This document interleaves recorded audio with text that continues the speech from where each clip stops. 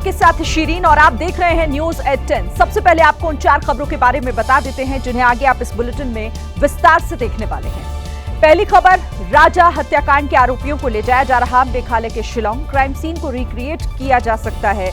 मुख्यमंत्री मोहन यादव ने घटना को समाज के लिए एक सबक बताया है। दूसरी खबर, मध्य प्रदेश के खजुराहो एयरपोर्ट पर विमान की क्रैश लैंडिंग से जुड़ी हुई। एयरक्राफ्ट के कई हिस्से गिरे, दोनों पायलट सुरक्षित हैं। लैंडिंग गियर की खराबी की वजह से ये हादसा हुआ है। और दिल्ली के द्वारका में शपथ सोसाइटी में आग लग गई। पिता और 2 बच्चों की मौत हो गई। आग से बचने के लिए तीनों ने इमारत से छलांग लगाई थी। और चौथी खबर, प्रधानमंत्री नरेंद्र मोदी ने विदेश से लौटे सांसदों से मुलाकात की है। इस दौरान 58 प्रतिनिधि मौजूद रहे। 33 देशों में पाकिस्तान की पोल खोलकर लौटा है सांसदों का ये दल। लेकिन सबसे पहले बात कर लेते हैं राजा रघुवंशी और सोनम। एक ऐसा रिश्ता जिसके बारे में दावा किया जा रहा है कि रिश्ता बनने से पहले ही उसे खत्म करने की प्लानिंग हो चुकी थी। राजा रघुवंशी के मर्डर की प्लानिंग उसकी शादी से पहले ही फिक्स की जा चुकी थी। एक ऐसा सनसनीखेज रिश्ता जिसमें सोनम ने शादी से पहले ही अपने विधवा होने का प्लान तैयार कर लिया था। यहां पर सोनम के इस चक्रव्यूह में फंसकर राजा रघुवंशी की जान चली गई। अब तक हुई पूछताछ और पुलिस की पड़ताल में जो कुछ भी निकलकर सामने आया, उसके जरिए राजा के कत्ल की पूरी साजिश को डिकोड करने के लिए हमने पूरे इन्वेस्टिगेशन को कई हिस्सों में बांटा है, जिसमें शादी से पहले मर्डर की प्लानिंग, उसके बाद राजा से शादी, फिर राजा रघुवंशी के कत्ल की सुपारी, हनीमून के लिए मेघालय जाना, हनीमून के दौरान मर्डर की साजिश और फिर मर्डर करना, मर्डर की साजिश का भंडाफोड़ और उसके बाद सोनम समेत 5 आरोपियों की गिरफ्तारी। गिरफ्तारी के बाद राजा की हत्या को लेकर जो प्लानिंग की गई, उस पर जो खुलासे हो रहे हैं, उससे किसी का भी दिमाग सन्न रह जाएगा। राजा रघुवंशी के मर्डर से समूचा हिंदुस्तान सन्न है। 3 परिवार गमजदा है। राज कुशवाहा और उसके साथियों पर जघन्य हत्याकांड का आरोप है। हालांकि राज कुशवाहा का परिवार अपने बच्चों को बेगुनाह बता रहा है। मैं सरकार से यही प्रार्थना करती हूँ, मेरे बच्चे को भगवान बेकसूर साबित कर दे। मेरे बच्चे से नहीं कर सकते। लेकिन पुलिस सूत्रों के मुताबिक आरोपियों ने जो गुनाह कबूल किया है, उसमें उन्होंने सनसनीखेज खुलासा किया है, जिसके मुताबिक सोनम राजा से शादी नहीं करना चाहती थी, लेकिन वो परिवार को बता भी नहीं पा रही थी। इसलिए सोनम ने शादी से पहले ही विधवा होने की साजिश रच डाली थी। सोनम और राज ने शादी से पहले ही राजा को रास्ते से हटाने का प्लान बना लिया था। पुलिस सूत्रों के मुताबिक राज ने ही उसे शादी करने का सुझाव दिया था, जिसके बाद राजा को रास्ते से हटाने की प्लानिंग रची जानी थी। लेकिन किसी को क्या मालूम था कि राजा रघुवंशी, जिसकी मांग का सिंदूर बनने के लिए सोनम की मांग भर रहा है, वही सोनम अपने प्यार के लिए उसी सिंदूर को मिटाने की इतनी खौफनाक प्लानिंग रच डालेगी। सोनम ने बिना किसी दबाव के चुपचाप राजा रघुवंशी से शादी कर दी। पुलिस सूत्रों की माने तो इसी शादी का सोनम और राज कुशवाहा इंतजार कर रहे थे कि शादी हो और फिर रची जाए रास्ते के कांटे, यानी राजा रघुवंशी को हटाने की खौफनाक साजिश। जानकारी के मुताबिक शादी के 5 दिन बाद ही, यानी कि 16 मई को राजा रघुवंशी की हत्या की प्लानिंग हो गई थी। पुलिस के मुताबिक सोनम ने राज से वादा किया था कि वो विधवा होने के बाद उससे शादी करेगी, जिस पर राज कुशवाहा ने उसे लूट की कहानी का रंग देने की बात कही, जिसके मुताबिक राजा को मारकर लूट की कहानी बना देंगे। इस पर सोनम ने कहा कि विधवा होने के बाद पापा आसानी से शादी की मंजूरी दे देंगे। और उसी के बाद मर्डर एट हनीमून वाला ये खौफनाक प्लान तैयार किया गया। तय हुआ कि कैसे दिया जाएगा राजा रघुवंशी की हत्या को अंजाम। शादी के समय मांग भरने की रस्म के समय सोनम का चेहरा उतरा हुआ था, जबकि राजा रघुवंशी का चेहरा खिला हुआ था। इससे तय माना जा सकता है कि सोनम इस शादी से खुश नहीं थी, लेकिन उसने खुद को खुश दिखाने का पूरा ड्रामा रचा। पर हमको कभी ऐसा लगा नहीं था कि हम तो और सोच रहे थे कि बच्ची आ जाए घर ना। हम तो उसको बचपन से जानते हैं, मतलब ऐसी थी ही नहीं, कभी मोहल्ले में ऐसा कुछ देखा नहीं। तैयारी करी थी, कम से कम महीने भर पहले से तैयारी चालू करी थी। हमें भी बोलते थे कि भाभी आप भी आना, 2 दिन पहले आना। सोनम अपने परिवार से लेकर दुनिया को अपनी खुशी दिखा रही थी, लेकिन असल में वो इस शादी से खुश नहीं थी। इस बारे में सोनम और राज का एक चैट भी सामने आया है, जिसके मुताबिक सोनम को राजा रघुवंशी का करीब आना पसंद नहीं था। चैट के मुताबिक राजा मेरे करीब आ रहा है और ये बात मुझे बिल्कुल पसंद नहीं आ रही, क्योंकि सोनम प्यार तो राज से करती थी, लेकिन परिवार के डर से राजा की हो गई थी। इसलिए सगाई के बाद भी वो राजा से बेहद कम बात करती थी। नहीं, हमेशा हम ऐसा सोच भी नहीं सकते थे कि उसके साथ इतनी दर्दनाक घटना होगी राजा के साथ, क्योंकि वो लड़का बहुत सीधा था। सगाई हुई थी उसकी, उसके बाद सोनम का जो बात करने का जो लहजा था, मतलब बहुत कम बात करती थी उससे। यानी राजा रघुवंशी से दूरी की सोनम ने पहले से ही प्लानिंग कर रखी थी। राजा रघुवंशी को सोनम किसी भी कीमत पर तुरंत हटाना चाहती थी। इसके लिए सोनम ने राज और उसके 3 साथियों की मदद ली, जिनमें विशाल चौहान, आकाश राजपूत और आनंद को लगाया गया। राज के ये तीनों साथी उसके घर के आसपास ही रहते हैं। आरोपी की हत्या के लिए 50,000 रुपए में सुपारी दी गई, जबकि हत्या के बाद 20 लाख रुपए देने का वादा भी किया गया था। तीनों के साथ पूरी प्लानिंग करने के बाद सोनम ने इंदौर से करीब 2200 किलोमीटर दूर मेघालय में हनीमून की ये पूरी साजिश रची, ऐसी जगह जहां आसानी से हत्या को अंजाम दिया जा सके। राजा रघुवंशी के परिवार का आरोप है कि उन्हें हनीमून स्पॉट की जानकारी सोनम ने पहले नहीं दी थी। सोनम और राजा रघुवंशी का आखिरी वीडियो होटल के बाहर का आया था, जिसमें सोनम राजा के साथ स्कूटी पर बैठकर जाने की तैयारी करती दिखी। उसी दौरान सोनम किसी से फोन पर चैट कर रही थी, शायद राज और उन 3 आरोपियों से। उन्होंने राजा की हत्या में मदद की। 23 मई को होटल के बाहर से राजा और सोनम दोनों लापता हो गए थे और फिर ठीक 11 दिन बाद मिली थी राजा रघुवंशी की लाश। जानकारी के मुताबिक मर्डर के लिए सोनम राजा को सुनसान पहाड़ी की तरफ ले गई। वो पीछे रुक गई और राज के 3 साथियों को आगे भेजा।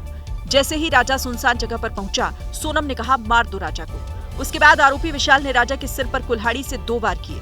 इस जघन्य अपराध में सोनम ने भी पूरी मदद की। सोनम चाहती थी राजा को फेंक के इसको हादसा दिखाया जाए। 3 लोग जो है, तीनों लोगों ने मिलकर उसको फेंकने की कोशिश की गई। सफल ना हुआ तो फिर सोनम ने उठा के राजा को साथ में नीचे फेंका खाई में।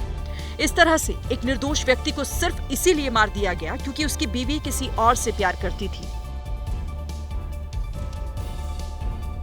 पुलिस के मुताबिक हत्या से ठीक पहले राज कुशवाहा सोनम से लगातार चैट पर था ताकि प्लानिंग को अंजाम तक पहुंचाया जा सके। लेकिन उसके आगे जो कुछ भी पुलिस ने बताया वो सोनम के ऐसे रूप को दिखाता है जिसकी शायद कल्पना करना भी मुश्किल है।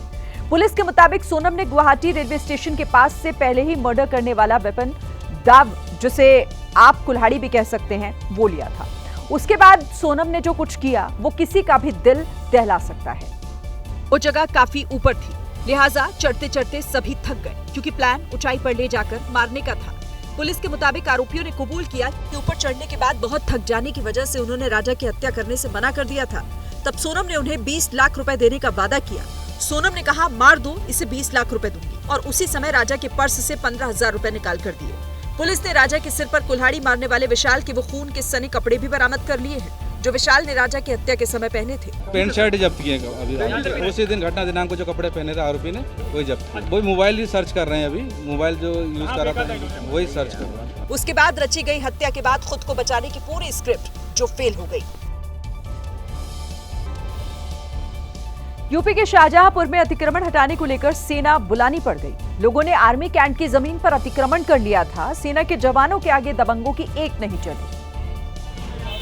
जैसे ही सेना के जवान मौके पर पहुंचे, भीड़ ने किनारे खिसकने में ही भलाई समझी। वीडियो में देख सकते हैं कि सेना के जवान पूरी तरह मुस्तैद हैं। दूर दूर तक भीड़ नजर नहीं आ रही। सेना के जवानों ने रोडवेज परिसर के सामने मोर्चा संभाला। हथियारबंद जवानों को देखकर लोग डर के मारे अपना अपना सामान लेकर चलते बने।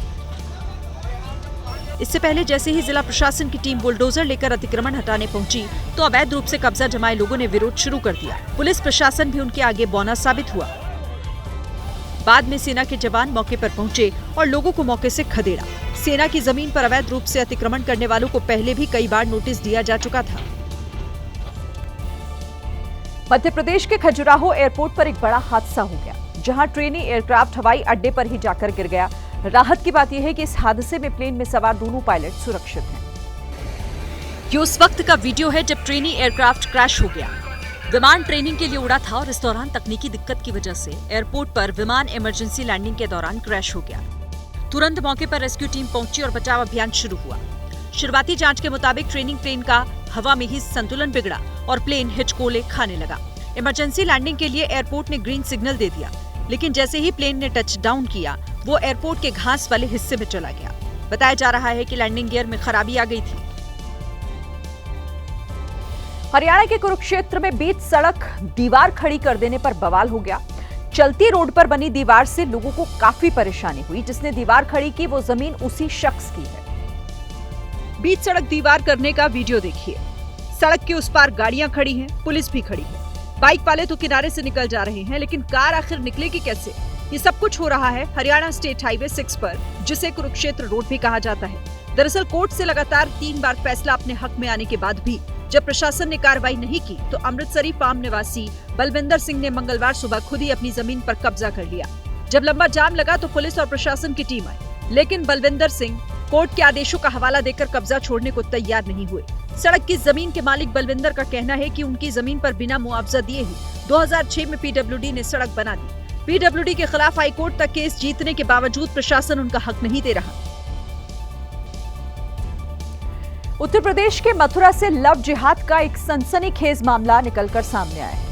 यहाँ इमरान नाम का एक मुस्लिम युवक हिंदू लड़कियों को टारगेट करता था और उनको कॉलेज छोड़ने के बहाने से उनसे दोस्ती कर लेता था और फिर हिंदू लड़कियों से धीरे धीरे नजदीकियां बढ़ाता था। इमरान पर आरोप है कि हिंदू लड़कियों से दोस्ती करने के बाद वो हिंदू लड़कियों को व्हाट्सएप पर वीडियो कॉल करता था। इसके बाद वो हिंदू लड़कियों के अश्लील वीडियो बना लेता था। कई सारे वीडियो ऐसे सामने आए हैं जिसमें वो हिंदू महिलाओं से जबरन सिगरेट पीने के लिए कह रहा है। बता दें कि इमरान ऑटो चलाता है और जब कोई हिंदू लड़की उसके ऑटो पर यात्रा करती थी तो वो उसे अपने जाल में फंसाने के लिए पैसे नहीं लेता था और फिर बहाने से हिंदू लड़कियों को अपने जाल में फंसाकर उनके वीडियो बनाता था और फिर अपने व्हाट्सएप में उन वीडियो के स्टेटस लगाकर हिंदू लड़कियों को ब्लैकमेल करता था।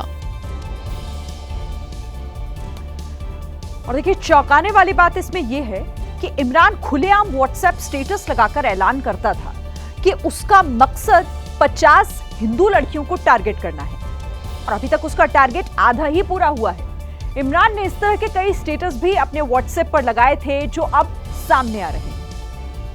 ऐसा ही एक व्हाट्सएप स्टेटस इमरान ने बीते दिनों भी लगाया था, जिसमें इमरान ने लिखा था कि कुछ लोगों की जितनी उम्र नहीं है उतनी मेरी गर्लफ्रेंड रह चुकी है। 2 साल में मैंने 23 गर्लफ्रेंड बनाई है, टारगेट 50 का है। बकरीद वाले दिन भी इमरान ने हिंदुओं को उकसाते हुए सोशल मीडिया पर कई सारे वीडियो पोस्ट किए थे। एक वीडियो में तो इमरान ये कहता दिखा था कि कुर्बानी तो होगी, जिसे खून खराबे से दिक्कत हो वो घर से बाहर ना निकले। तो आज बकरा ईद है, मेरी तरफ से सभी को ईद मुबारक। और जिस किसी को भी दिक्कत है ना, जिस किसी को भी दिक्कत है तो वो घर से ना निकले। धमकी भरा वीडियो डालने के बाद इमरान ने बकरीद पर कुर्बानी से जुड़ा एक वीडियो भी पोस्ट किया था, जिसमें एक महिला मीट काटती नजर आई थी और गलियों में खून बह रहा था। पाकिस्तान को बेनकाब कर 33 देशों की यात्रा से लौटे ऑल पार्टी डेलीगेशन से पीएम मोदी ने मुलाकात की। प्रधानमंत्री ने सभी डेलीगेशंस के सदस्यों का स्वागत किया। मीटिंग के दौरान सर्वदलीय सदस्यों की सभी टीमों ने प्रधानमंत्री को बताया कि उन्होंने ऑपरेशन सिंदूर को लेकर दुनिया को क्या बताया और इसे लेकर दुनिया के इन देशों का रुख क्या था। 22 अप्रैल को हुए पहलगाम आतंकी हमले के बाद भारत ने 6 से 10 मई तक ऑपरेशन सिंदूर चलाकर पाकिस्तान में मौजूद आतंकी अड्डों पर बड़ी कार्रवाई की थी। इस ऑपरेशन की सफलता के बाद सरकार ने 59 सदस्यों के 7 डेलीगेशंस को दुनिया के 33 देशों में आतंकवाद के खिलाफ भारत का पक्ष रखने के लिए भेजा था। तो वो डेलीगेशन अब वापस लौट आया है भारत, जिसके बाद प्रधानमंत्री नरेंद्र मोदी के साथ उनकी जो मुलाकात हुई उसकी तस्वीरें इस वक्त आपके टेलीविजन स्क्रीन पर। मध्य प्रदेश के विदिशा में पुलिस को एक बड़ी कामयाबी हाथ लगी जब पुलिस ने चोरी के सैकड़ों मोबाइल का बड़ा जखीरा खोज निकाला। पुलिस ने 1 करोड़ रुपए से ज्यादा के मोबाइल बरामद किए हैं। तस्वीरों में दिख रहे इस टेबल में कोई कवर नहीं बिछा है, बल्कि ये वो चोरी के मोबाइल है जिनको विदिशा पुलिस ने जब्त किया। चोरी के इन मोबाइल की संख्या कोई 150 नहीं बल्कि 527 है। विदिशा पुलिस ने 2024 से लेकर अब तक चोरी हुए मोबाइल का बड़ा जखीरा ढूंढ निकाला। इन मोबाइल की कुल कीमत 1 करोड़ 5 लाख है। चोरी के मोबाइल उनके मालिकों को सौंपे जा रहे हैं। 7 महीने पहले मेरा मोबाइल गुमा था, 25/9/2024 को, ठीक है ना। आज एसपी साहब के द्वारा मोबाइल मिल गया। विदिशा पुलिस ने न सिर्फ इन मोबाइल को एमपी के अलग अलग हिस्सों से खोजा बल्कि देश के कई राज्यों से ढूंढ निकाला। तपती गर्मी से लोगों का बुरा हाल है। सुबह से ही तेज धूप निकल रही है और दोपहर के समय तो ऐसा लगता है मानो आसमान से आग बरस रही हो। वहीं गर्मी के इस 3rd डिग्री टॉर्चर की वजह से लोगों का बाहर निकलना मुश्किल हो रहा है। पिछले कुछ दिनों से तापमान जिस तरह से पुराने रिकॉर्ड तोड़कर ऊपर जा रहा है, उससे आम जनजीवन पूरी तरह अस्त व्यस्त हो गया है। इस टाइम गर्मी तो बहुत जबरदस्त पड़ रही है। इस टाइम घर से बाहर निकलने की इच्छा नहीं हो रहा, ना खाना पीना, भूख भी नहीं लग रही है। मौसम विभाग के मुताबिक अभी गर्मी से कहीं भी राहत मिलती नहीं दिख रही। मौसम विभाग ने 11 और 12 जून के लिए दिल्ली, यूपी, राजस्थान, हरियाणा, मध्य प्रदेश और बिहार में हीट वेव और धूल भरी तेज हवाएं चलने का येलो अलर्ट जारी किया है। मौसम विभाग ने चेतावनी दी है कि तेज धूप और गर्म हवा का स्वास्थ्य पर बुरा असर पड़ सकता है, खासकर बच्चों, बुजुर्गों और बीमार व्यक्तियों पर। और अगले कुछ दिनों में उत्तर भारत में गर्मी की और भीषण मार पड़ेगी। मौसम विभाग का कहना है कि तपिश और बढ़ेगी और तापमान 45 डिग्री सेल्सियस से भी ऊपर जा सकता है। वहीं भीषण गर्मी की सबसे ज्यादा मार बुंदेलखंड पर पड़ रही है और आज भी 44 डिग्री सेल्सियस तापमान के साथ झांसी देश में सबसे गर्म रहा। दूसरे नंबर पर वाराणसी रहा, जहां पारा 43.8 डिग्री सेल्सियस दर्ज किया गया। उत्तर प्रदेश के बांदा जिले का अधिकतम तापमान 43 डिग्री दर्ज किया गया है। राजस्थान के गंगानगर का अधिकतम तापमान 43 डिग्री के आसपास रहा। दिल्ली की बात करें तो दिल्ली का तापमान 41 डिग्री सेल्सियस दर्ज किया गया। वहीं मध्य प्रदेश, जहां राजधानी भोपाल का तापमान 40 डिग्री दर्ज किया गया। जम्मू में भी हीट वेव का प्रकोप जारी है और जम्मू का तापमान 45 डिग्री के आसपास रहा है। कहीं आने जाने के लिए अगर आप भी गूगल मैप का सहारा लेते हैं तो फिर थोड़ा सा सावधान हो जाइए, क्योंकि रास्ते में कहीं भी ये आपको धोखा दे सकता है। कुछ ऐसा ही हुआ है उत्तर प्रदेश के महाराजगंज में, जहां कार से जा रहे शख्स की जान बाल बाल बच गई, क्योंकि एक कार बन रहे एक पुल पर चढ़ गई और कुछ दूर जाने के बाद ही फ्लाईओवर के अधूरे हिस्से में जा गिरी। ये घटना गोरखपुर सोनौली हाईवे पर फरेंदा के पास की है। बताया गया कि एक शख्स लखनऊ से कार के जरिए गोरखपुर होते हुए नेपाल की ओर जा रहा था। रात में सफर के दौरान फरेंदा के पास वो गूगल मैप के निर्देशों का पालन करते हुए सीधे निर्माणाधीन फ्लाईओवर पर चढ़ गया। अंधेरे की वजह से कार चालक कुछ समझ नहीं पाया, लेकिन फ्लाईओवर पर कुछ दूर जाने के बाद ही उसे दिखा कि आगे रास्ता ही नहीं है। जब तक उसने ब्रेक लगाई तब तक काफी देर हो चुकी थी और कार फिसलते हुए पुल के नीचे लटक गई। अच्छी बात ये रही कि कार पुल से लटकी रही, नीचे नहीं गिरी, जिससे कार चला रहे शख्स को मामूली चोटें आई और उसकी जान बच गई। घटना के बाद कार चालक वहां से चला गया। कुछ देर बाद पुलिस मौके पर पहुंची और छानबीन में जुट गई। पंजाब के मोगा से अजीबोगरीब मामला निकलकर सामने आया, जहां दूल्हे के घर वाले और रिश्तेदार बैंड बाजे के साथ झूमते हुए शादी के लिए पहुंचे, लेकिन वहां ना तो दुल्हन मिली, ना ही उसका घर। और तो और मोहल्ले के लोगों ने भी उस लड़की को पहचानने से इनकार कर दिया। लोगों ने साफ कहा कि ऐसी कोई लड़की यहाँ रहती ही नहीं है। दुल्हन और उसके घर की तलाश में बारात कई घंटों तक भटकती रही, लेकिन उसका कुछ पता नहीं चला। मोगे बरात लेके पहुंचो, मैं बरात लेके पहुंची हाँ, ਇੱਥੇ ਮੈਨੂੰ ਕੋਈ ਬੰਦਾ ਨਹੀਂ ਮਿਲਿਆ ਹੈਗਾ। ਮੈਨੂੰ ਕਹਿੰਦੇ ਅਸੀਂ ਆਹ ਕੁਝ ਕਰ ਲਿਆ, ਅਸੀਂ ਆਹ ਕੁਝ ਕਰ ਲਿਆ। ਮੈਂ ਸਾਰਾ ਕੁਝ ਉਹਨਾਂ ਦੇ ਵਿਸ਼ਵਾਸ ਤੇ ਲੈ ਕੇ ਤੁਰੀ। ਇਹ ਰਿਸ਼ਤਾ ਜਿਹੜਾ ਹੋਇਆ ਫੋਨ ਦੀਆਂ ਗੱਲਾਂ 'ਚ ਹੀ ਹੋਇਆ ਸੀ। ਹਾਂਜੀ, ਫੋਨ ਦੀਆਂ ਗੱਲਾਂ 'ਚ ਹੋਇਆ ਸੀ। परिवार वालों ने बताया कि रिश्तेदारों के जरिए यूके में रहने वाली लड़की से शादी तय हुई थी। रोजाना फोन पर लड़की से बातचीत भी होती थी, जिसमें शादी की तैयारियों को लेकर चर्चा होती थी। महीनों की बातचीत, वीडियो कॉल के बाद शादी की तारीख और स्थान तय किया गया। लड़की ने मोगा के गली नंबर 6 का पता दिया था, जहां अमृतसर से बारात पहुंची, लेकिन वहां कोई नहीं मिला, न सजावट, न स्वागत, न कोई मेहमान। काफी देर तक बारात भटकती रही। बाद में थक हार कर दूल्हे के परिवार वालों ने पुलिस में शिकायत दर्ज करवाई। सोचिए अगर आप लिफ्ट में हो, आपके साथ आपका पूरा परिवार हो और लिफ्ट फंस जाए तो क्या होगा। ग्रेटर नोएडा की एक सोसाइटी में कुछ ऐसा ही हुआ। भीषण गर्मी में एक परिवार लिफ्ट के अंदर फंस गया। दिल्ली एनसीआर में इस वक्त कैसी गर्मी पड़ रही है, इसका एहसास करना ज्यादा मुश्किल नहीं। ऐसे में एक ही परिवार के 6 लोग लिफ्ट में फंस गए। ना कोई देखने वाला था, ना कोई सुनने वाला।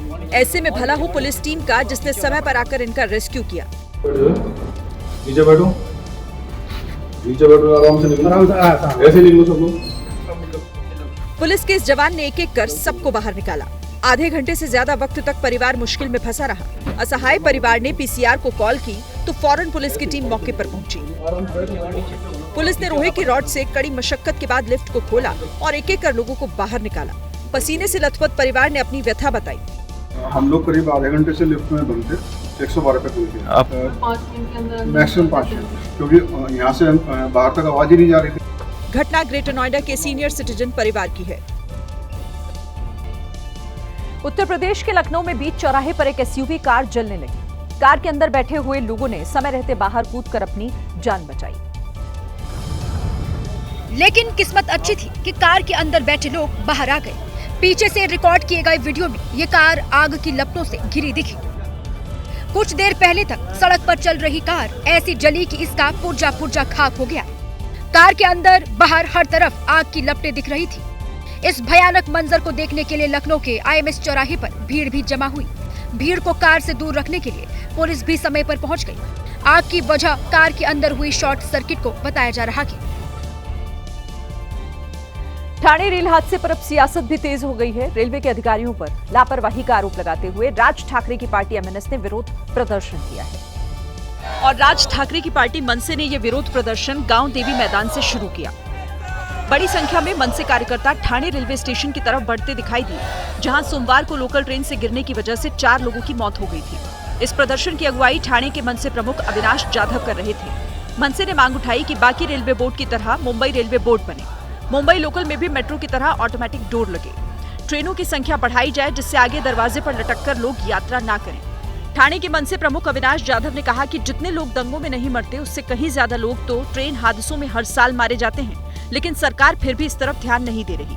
2002 और 2003 जो साल था उसमें 3 लाख लोग यहाँ से प्रवास करते थे, बराबर है। आज 2025 में 15 लाख लोग यहाँ से प्रवास करते हैं। थाना स्टेशन उतना ही है, प्लेटफॉर्म उतने ही है, रेलवे भी उतनी ही आती है, तो 12 लाख लोग जाएंगे कैसे?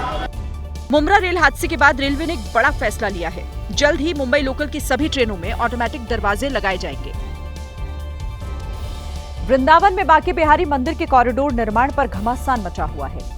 गोस्वामी समाज के साथ साथ तीर्थ पुरोहित भी कॉरिडोर के विरोध में उतर आए हैं। वृंदावन बांके बिहारी कॉरिडोर को लेकर पूरे ब्रज में गोस्वामी समाज एक हो गया है।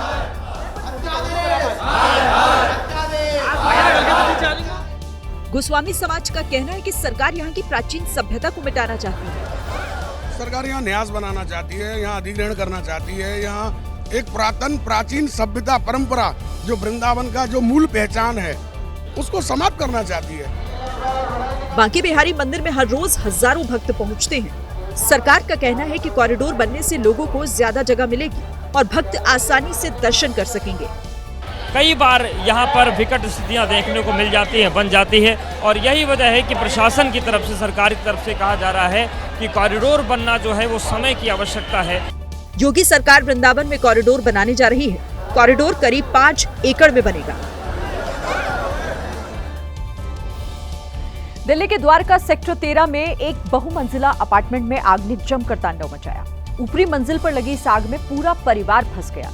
इस हादसे में 3 लोगों की मौत हो गई, जिनमें एक पिता और उसके 2 बच्चे शामिल हैं। क्योंकि आग की लपटों से घिरे इन तीनों ने खुद को बचाने के लिए बिल्डिंग से छलांग लगा दी। बिल्डिंग से छलांग लगाते ही वहां हड़कंप मच गया। आनन फानन में लोगों ने अस्पताल पहुंचाया, लेकिन उन्हें बचाया नहीं जा सका। मैं इसे रोड से जा रहा था, आग लगी, वो लोग कूद गए नीचे, भगदड़ मच गई, तो मैं 2 बच्चे को उठा के आकाश हॉस्पिटल लेके गया। बताया गया कि बिल्डिंग से छलांग लगाने से पहले काफी देर तक तीनों खुद को बचाने की कोशिश करते रहे, लेकिन काफी देर इंतजार करने के बाद जब उन तक मदद नहीं पहुंची तो तीनों इमारत से कूद गए। दिल्ली के द्वारिका के सबद अपार्टमेंट के जो टॉप फ्लोर है उसमें आग लगने की सूचना दमकल विभाग को मिली। आप तस्वीरों में देखिए, जो आपको टॉप फ्लोर दिख रहा होगा। अपार्टमेंट के टॉप फ्लोर पर आग लगने की खबर मिलते ही वहां लोगों की भारी भीड़ जमा हो गई। इमारत में आग को देखते हुए राहत बचाव का काम तेजी से शुरू किया गया। आसपास के लोग भी भागे भागे मौके पर पहुंचे। इस दौरान लोगों ने अपार्टमेंट में बद इंतजामी को लेकर भारी नाराजगी जताई। लोगों ने आरोप लगाया कि सोसाइटी की देखरेख करने वालों ने कोई मदद नहीं की। अगर समय रहते उन्होंने मदद की होती तो तीनों की जान बचाई जा सकती थी। सोसाइटी के जो लोग थे, जो मैनेजमेंट में थे, उन लोगों की तरफ से कोई कदम नहीं। उनकी उम्र में बोले हम क्या करें। बताया गया कि इमारत में जिस वक्त आग लगी थी उस वक्त कई और लोग वहां फंसे हुए थे, लेकिन स्काई लिफ्ट और सीढ़ियों की मदद से वहां फंसे लोगों को बाहर निकाल लिया गया, जिससे उनकी जान बच गई। हालांकि द्वारका सेक्टर 13 में मौजूद शबद अपार्टमेंट में ये आग कैसे लगी, फिलहाल इसका पता नहीं चल पाया, लेकिन आग तेजी से भड़की, जिसने कुछ ही देर में पूरे टॉप फ्लोर को अपनी चपेट में ले लिया। जिसके बाद फ्लैट से आग की ऊंची ऊंची लपटें निकलती दिखाई दी, जबकि आसपास के इलाकों में धुआं फैल गया, जिसका वीडियो भी सामने आया। पहले ये आग सिर्फ ऊपरी मंजिल पर लगी थी, लेकिन कुछ ही देर में आग ने विकराल रूप धारण कर लिया और नीचे वाली मंजिल पर स्थित फ्लैट को भी अपनी चपेट में ले लिया। ये देखिए सीढ़ियाँ जो हैं वो ऊपर डुप्लेक्स के फ्लैट में था और बताया जा रहा है कि जो बच्चे थे और पिता वो इसी ऊपर जो डुप्लेक्स में थे। आग लगने की जानकारी मिलते ही दमकल विभाग की 10 से ज्यादा गाड़ियां मौके पर पहुंची और आग बुझाने के काम में जुट गई। हालांकि कुछ लोगों ने ये भी आरोप लगाया कि सूचना के बाद भी दमकल की गाड़ियां देरी से वहां पहुंची। अच्छे फ्रेंड थे ये, फ्लोर से भी कूद गए अपनी जान बचाने के लिए बच्चों को कि बच्चे बच जाए, लेकिन बहुत बुरा हुआ जो भी हुआ, नहीं होना चाहिए था। राहत बचाव के काम में जुटे कुछ दमकल कर्मी क्रेन के सहारे ऊपरी मंजिल पर पहुंचे और आग बुझाते नजर आए। कुछ देर की कोशिश के बाद दमकल कर्मियों ने आग पर काबू पा लिया, जिसके बाद लोगों ने राहत की सांस ली, लेकिन आग में दोनों फ्लैट को काफी नुकसान पहुंचा।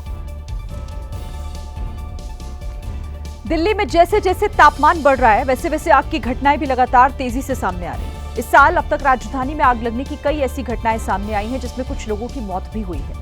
वहीं आंकड़ों पर अगर नजर डालें तो उसके मुताबिक 2023 और 24 में दिल्ली में 31,575 आग की घटनाएं सामने आई, जिसमें 1300 से ज्यादा लोगों की मौत हो गई, जबकि 2022 और 23 में कुल 31,958 जगहों पर आग लगी और इस दौरान 1029 लोगों की जान गई। 2021 और 22 में फायर सर्विस को कुल 27,343 कॉल आए और इस दौरान आग में झुलसकर 591 लोगों की मौत हो गई। 2020 और 21 का आंकड़ा कहता है कि 25,709 जगहों पर आग लगी और 346 लोगों को अपनी जान उसमें गंवानी पड़ी। वहीं 2019 और 20 में 31,157 जगहों पर आग लगी, 308 लोगों की उस आग में झुलसने से जान चली गई। पंजाब के फाजिल्का में एक एथलीट को जब रोजगार नहीं मिला तो उसने अपनी जिंदगी को चलाने के लिए जूस की रेहड़ी लगा ली। देश की कामयाबी में 4 चांद लगाने के बाद भी ये खिलाड़ी दर-दर की ठोकरें खाने पर मजबूर है। दीपक कुमार नेशनल और राज्य स्तर पर चैंपियन रह चुके हैं। ये मेडल उनकी कामयाबी की दास्तां बता रहे हैं, लेकिन जिस खिलाड़ी को देश से सम्मान मिलना चाहिए था, वो आज फाजिल्का के मिनी सचिवालय के बाहर गन्ने के जूस की रेहड़ी लगाकर अपना रोजगार चला रहा है।